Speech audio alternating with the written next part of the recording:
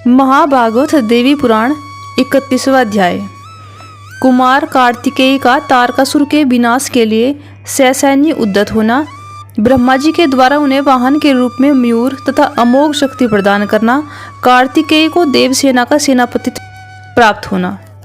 नारद जी बोले, हे महादेव, आप ये बताने की कृपा करें कि पार्वती पुत्र कार्तिकेय ने युद्ध भूमि में देवशत्रु तारकासुर का संहार कैसे किया। हे प्रभु, अपने माता पिता से उनका परिचय कैसे हुआ और देवी पार्वती तथा महेश्वर ने पुत्र प्राप्ति के बाद क्या किया। श्री महादेव जी बोले, वत्स, युद्ध भूमि में पार्वती पुत्र ने जिस प्रकार तारकासुर का संहार किया उसे मैं कहता हूँ, सुने। साथ ही अपने माता पिता से जिस तरीके से उनका परिचय हुआ वह संपूर्ण वृत्तांत भी मैं कहता हूँ, आप ध्यान से सुने। एक बार तारकासुर से सम्यक पीड़ित होकर सारे देवता ब्रह्मा जी के पास आए और उन महामती को प्रणाम करके कहने लगे। देवताओं ने कहा, प्रभु, ब्राह्मण जिस प्रकार ये तारकासुर हम सबको सदा पीड़ित करता रहता है उसको क्या आप नहीं जानते? क्या हम आपके समक्ष कहें?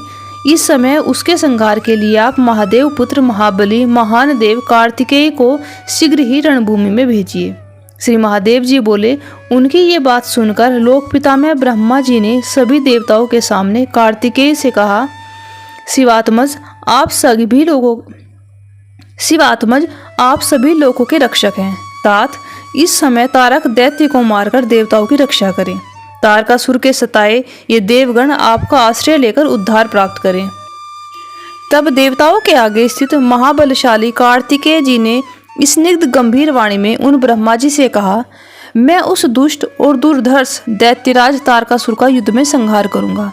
मेरे लिए वाहन की व्यवस्था की जाए। इस पर श्री महादेव जी बोले, महामुने, ऐसा कहे जाने पर भगवान ब्रह्मा जी ने शिवपुत्र कार्तिकेय के लिए वायु के समान तीव्रगामी मयूर वाहन प्रदान किया। उन महातेजस्वी कार्तिकेय को तारकासुर का वध करने के लिए स्वर्ण परिष्कृत एक शक्ति भी प्रदान की, जिसकी आभा करोड़ों सूर्य के समान थी। उसके समान महाशक्ति तीनों भुवनों में नहीं है। इस कारण शिवपुत्र कार्तिकेय शक्तिधर यह नाम भी प्राप्त करेगा। तब लोकपिता ब्रह्मा जी ने सारी देवसेना की रक्षा के लिए कार्तिकेय को सेनापति बनाकर युद्ध भूमि में भेज दिया। वे महाबली पराक्रमी कार्तिकेय जी ब्रह्मा जी को साष्टांग प्रणाम कर और उस भयावह शक्ति को लेकर मयूर वाहन पर आरूढ़ हो गए। मुने, तदनंतर कार्तिकेय जी को आगे करके सभी देवता युद्ध करने के लिए दैत्यराज तारकासुर की नगरी की ओर आए। तदनंतर आते हुए उन देवताओं के घोर कोलाहल को सुनकर अपने असुर समूह के साथ दैत्यराज युद्ध के लिए तत्पर हुआ। वह दैत्यराज अगणित घुड़सवारों और पैदल सिपाहियों के साथ हजारों हाथी घोड़े लेकर युद्ध के लिए व्यवस्थित हो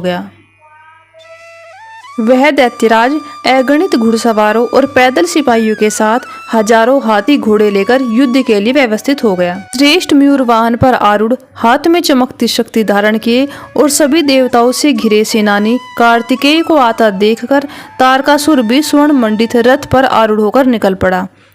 उसके रथ पर सिंहवाहांकित अनेक ध्वजाएं तथा पताकाएं सुशोभित हो रही थी। महामते, जब वह अपने रथ के धुरे के घोर शब्द से धरती को कपाता हुआ आगे बढ़ा तब अति भयंकर अपशकुन दिखाई देने लगे। मुने, सूर्य का भेदन करके उसके रथ के समीप ही उल्कापात होने लगे और घोड़ों की आंखों से अश्रुधारा निकलने लगी। सभी योद्धागण दुखीमन हो गए और गृहदाद्री अशुभ पक्षीगण भयानक शब्द करते हुए गिरने लगे। इस प्रकार के अनेक भयानक अपशकुनों को देखकर भी देवताओं को पीड़ित करने वाला वह दैत्यराज तारकासुर विशाल दिव्य धनुष लेकर क्रोधपूर्वक शिवपुत्र कार्तिकेय को युद्ध में जीतने की लालसा से आगे बढ़ा। मुने, जिनकी माता स्वयं युद्ध भूमि में सभी श्रेष्ठ दैत्यों का संहार करने वाली पर्वतराज हिमालय की पुत्री भगवती पार्वती है तथा जिनके पिता प्रलयंकारी रुद्र हैं, उन शक्ति संपन्न कार्तिकेय को पराजित करने में कौन समर्थ है। इस प्रकार श्री महाभागवत पुराण के अंतर्गत श्री महादेव नारद संवाद में तारकासुर संग्राम में कुमार गमन वर्णन नामक 31वां अध्याय पूर्ण हुआ। 32वां अध्याय, देवासुर संग्राम में देव सेनापति कार्तिकेय तथा तारकासुर का भीषण युद्ध। तुरही के निनाद, भेरी तथा नगाड़ों की ध्वनियों, दोनों ओर की सेनाओं के चतुर्दिक सिंहनादों और रथ की धुरी के भयंकर घोष से पृथ्वी और आकाश का अंतराल व्याप्त हो गया। पृथ्वी भी कांपने लगी। इसके बाद युद्ध आरंभ हो गया। इसी बीच ब्रह्मा जी सभी महर्षियों के साथ एक दिव्य रथ में बैठकर देवताओं और दानवों के परस्पर मार काट वाले घोर कोलाहलपूर्ण तथा रोमांचकारी युद्ध को देखने के लिए आकाश में उपस्थित हुए। इंद्र ने अपने वज्र को चलाकर उस युद्ध में महाबल एवं पराक्रम से युक्त सैकड़ों हजारों दैत्यों का संहार किया। उसी प्रकार वरुण ने भी क्रोधपूर्वक अपने पाश से श्रेष्ठ असुरों को बांधकर अपने अस्त्र से प्रहार कर उन्हें यमपुरी भेज दिया। अन्य सभी देवताओं ने भी अनेक प्रकार के बाण चलाकर युद्ध भूमि में दैत्यराज तारकासुर के अनेक सैनिकों को मार गिराया। कार्तिकेय जी ने भी युद्ध भूमि में दुष्ट आत्मा तारकासुर से युद्ध करके अनेक महाबली तथा कार्तिकेय जी ने भी युद्ध भूमि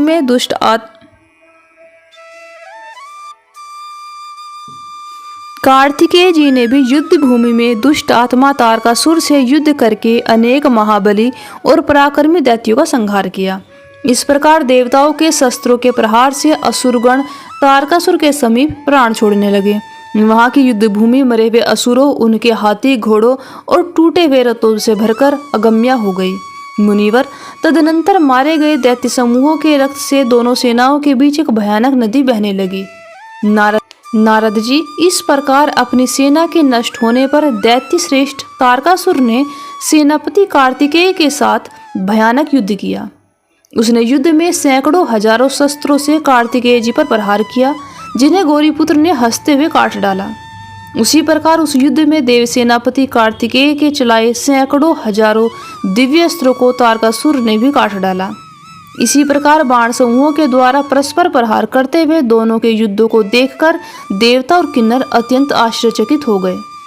तदनंतर क्रुद्ध दैत्य तारकासुर ने रोष में आकर अनेक बाणों का अग्रभाग वाले स्वर्णपुंज यमदंड के समान भयंकर बाणों को सेनापति कार्तिकेय पर छोड़ा। नारद जी, कार्तिकेय जी ने भी अत्यंत भयंकर अर्धचंद्र बाण चलाया। उसे तारकासुर ने भी आधे निमेष में ही काट डाला। तत्पश्चात देव सेनापति ने अत्यंत क्रोधपूर्वक तीव्र वेग वाले और झुके हुए पर्व वाले 10 भयंकर बाणों से श्रेष्ठ दैत्य को पुनः वैध डाला। मुनिवर, वह दैत्यराज तारकासुर उन बाणों से घायल और मूर्छित होकर रथ के पिछले भाग में गिर पड़ा। तब पुनः उठकर बार बार सिंहनाद करते हुए उस दैत्य ने क्रोधपूर्वक शूल उठा लिया। उस महाशूल को उठाया देखकर शत्रुसूदन कार्तिकेय ने भी अपना महान ओजस्वी शूल चलाया। उस शूल से दैत्य तारकासुर के हाथ में स्थित शूल तत्क्षण ही भस्मीभूत हो गया। ये एक आश्चर्यजनक सी बात हुई। मुने, तब क्रोध से जबड़ा चाटते हुए दैत्य तारकासुर ने युद्ध भूमि में देव सेनापति की ओर शक्तिशाली लोहे की बनी भयंकर गदा चलाई। देव सेनापति ने उस भयंकर गदा को अपनी गदा से सहसा ही तोड़कर उसके हाथों से गिरा दिया और उसके हाथों पर प्रहार भी किया। तब दानवराज एक अन्य दूसरी गदा उठाकर बार बार सिंहनाद करते हुए देव सेनापति की ओर दौड़ा। हाथ में गदा लिए उस महादैत्य को अपनी ओर आता देखकर कार्तिकेय जी ने शूरप्र यानी कि घोड़े की नाल जैसे अग्रभाग वाले बाण से उसकी दोनों भुजाओं पर प्रहार किया। उस अस्त्र से आहत होकर युद्ध भूमि में दैत्यराज तारकासुर ने युगांत कालिक मेघ की भांति घोर गर्जना की। इस प्रकार श्री महाभागवत महापुराण के अंतर्गत श्री महादेव नारद संवाद में कार्तिकेय तारकासुर संग्राम वर्णन नामक 32वां अध्याय पूर्ण हुआ।